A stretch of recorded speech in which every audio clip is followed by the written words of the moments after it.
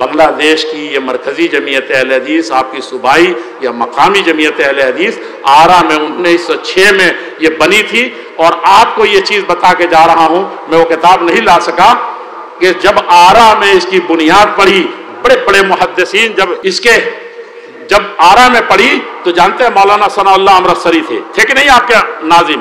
آج آپ لوگوں نے سب لوگوں نے بٹوارا کر دیا ہے. اور مولانا عبداللہ غازی پوری کون نہیں جانتا؟ عربوں سے جا کر کے پوچھئے. سید نذیر حسین محدث دہلوی کے بعد اتنا بڑا استاذ کوئی نہیں ہے. اور آپ مولانا عبدالعزیز رحیم آبادی جلسہ پھوٹ پھوٹ کر رو رہا تھا جب ان کا انتقال ہوا تھا، جب مولانا ثناء اللہ امرتسری نے یہ بات کہی تھی. اسی کلکتہ کے اجلاس میں مولانا کے بارے میں کہا تھا کہ خوشبو دے اگر عبدالعزیز جلوہ می دی دے. کہا کہ آج علامہ عبدالعزیز رحیم آبادی زندہ ہوتے کیا خوش ہو جاتے. یہ کہنا تھا کہ مجمع پھوٹ پھوٹ کر رونے لگا تھا. ایسے ہمارے امیر ہوا کرتے تھے، ایسی عوام ہوتی تھی جان کی قربانی دینے والی. میں جو بات کہنا چاہتا ہوں لمبی ہو جائے گی. میں یہ کہنا چاہتا ہوں وہاں سارے ہندوستان کے سارے علماء جب جمع تھے آرا میں، جو پٹنہ کے بغل میں ہے شہر، جہاں احمدیہ سلفیہ ہندوستان کی سب سے بڑی اور سب سے پہلی اقامتی درسگاہ ہے. آپ یہاں کے مدرسوں کو حقیر نہ سمجھیں. خون جگر جلا کر کے اپنے بچوں کو بھوکا لگ کر کے ان کی روحانی غذا کے لیے مدرسوں کو پروان چڑھائیے. آپ اس کی حقیقت کو نہیں جانتے. اسی آرا مدرسے سے طے یہ ہوا تھا کہ یہاں سے جو پہلا وفد جائے گا جمعیت بننے کے بعد، سوچ لیجئے، تو سب پورے ہندوستان نے ایک زبان کہا کہ پنجاب نہیں، کہا بہار تو خیر بنگالہ میں آتا تھا، کہا بہار میں تو بیٹھے ہی تھے. کہا کہ یو پی، کہا کہ نہیں.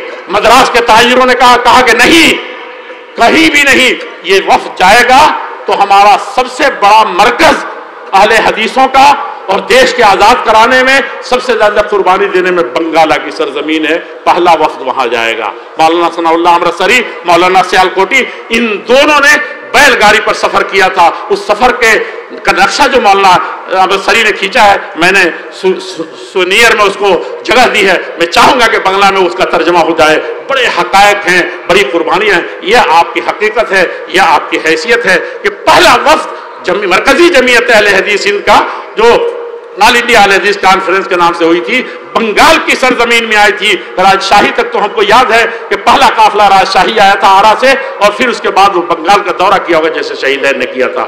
میرے عزیزوں، میرے بزرگوں، میرے بھائیوں، اس وقت ضرورت ہے کہ اس کے مقام کو پہچانیں، اس کی روح کو جانیں. اور مرکزی جمعیت اہل حدیث ہند جو ہندوستان میں ہے، برطانیہ میں ہے، جہاں جہاں اہل حدیث بٹوارے ہوتے چلے گئے اور یہ بٹوارہ ہوتا چلا گیا، لیکن عقیدہ ایک ہے، توحید ایک ہے، اور اسلاف کی ہے کہ کبھی فتنہ نہیں ہونے دیا، کبھی بغاوت نہیں ہونے دیا، کبھی احتجاج نہیں ہونے دیا، کبھی کوئی فتنہ ان سے نہیں ہوا. فتنوں کے دبانے کے لیے وہ آئے تھے. میں کہہ رہا ہوں کہ پوری دنیا میں اسلامو فوبیا کا مسئلہ اب بھی آیا ہے، دہشت گردی کا مسئلہ، پتہ نہیں کس ظالم نے سلفیت کے نام. تو میں نے اس وقت بھارت میں بڑا مسئلہ تھا 11 ستمبر کے بعد جو ورلڈ ٹریڈ سینٹر پر ہوا، اور اس کو کیسے کیسے سعودیہ سے جوڑ کر کے سلفیان عالم کے خلاف کیا گیا. میں نے سعودی عرب کے تمام بڑے علماء کا فتویٰ جمع کیے، ہندوستان کے 36 علماء کو لکھا، اور ایک بڑی کانفرنس کی. ہم نے ایک سیمینار کیا کہ دہشت گردی کے اڈے کیا مدارس اسلامیہ ہے. عصر حاضر کا سب سے بڑا ناصور طرحۃ العصر هو الارهاب، یہ عنوان دے کر کے میں نے ایک کتاب ترتیب دی تھی. میں اس کا ترجمہ ہوا. عرب دنیا کے جتنے اہل حدیث سلفی علماء تھے ان کا فتویٰ پھٹی کی پھٹی ہندوستان حکومت کی آنکھیں رہ گئی. وزیر داخلہ موجود تھے اسٹیج پر ہمارے ہاں، پریسیڈنٹ، اس کے وزیر اعظم موجود تھے، بڑے بڑے وزراء موجود تھے، اہل حدیث کمپلیکس میں آئے تھے. میرے کہنے کا مطلب یہ ہے کہ میں نے کہا کہ اتنے علماء کے فتوے ہیں، اور 36 علماء جو وہاں موجود تھے اپنے 24 اسٹیٹ کے، آج سے 18 سال پہلے بات ختم کر رہا ہوں، 24 اسٹیٹ کے ناظم امیر اسٹیج پر تھے. اب بڑے مدرسوں کے لوگ تھے. جب یہ دیکھا تو ان کی آنکھیں پھٹی کی پھٹی رہ گئی. اور یہاں تک کہہ دیا انہوں نے، یہ قرآن جو ہم کو ہدیہ دیا ہے، اس قرآن کو گھر گھر پھیلاؤ گے تو آتنکواد ختم ہو جائے گا دنیا میں. جب یہ زندہ ہوگا تو بڑے ساری دنیا کے سامنے کہا. ٹائمز آف انڈیا نے، سبوں نے لکھا. تو کہنے کا مطلب یہ ہے کہ اس میں 36 علماء کرام کے فتویٰ، جتنے بھی جہاد کا اغوا ہوتا ہے، جتنا بم بلاسٹ ہوتا ہے، جتنے طرح کے ارہاب کے راستے کیجئے. اپنے محلے کے مکھیا کے لیے دعا کیجئے. اپنے جو آپ کا ایم ایل اے ہے پہلے ہی دن سے ٹانگ مت کھینچیے، اس کا ساتھ دیجئے. जो कानून कहता है उसको बरतिए, उसके साथ चलिए, ये सलफियत है। वरना इमाम मालिक अपने दोनों बाहों को तोड़वा करके ये कभी भी वो चाहते तो फितना हो जाता। इमाम अहमद बिन हम्बल से इमाम मरवजी ने आकर के कहा, बात खत्म कर रहा हूं, इमाम अहमद बिन हम्बल से कहा कि ये 90,000 तो आपके शागिर्द हैं, पूरा अरब दुनिया नहीं, पूरा इस्लामी सल्तनत चाहती है कि आप सिर्फ इजाजत दे दें तो इसकी ईंट से ईंट बजा दें हुकूमत की। उन्होंने कहा, रोने लगे, कहा कि हमारे लिए मुसीबत ये कोड़े सुबह शाम के नहीं थे, बल्कि हमारे लिए मुसीबत ये कि हदीस के नाम पर फितना हो जाए, इस्लाम के नाम पर फितना हो जाए, कानून के नाम पर फितना हो जाए।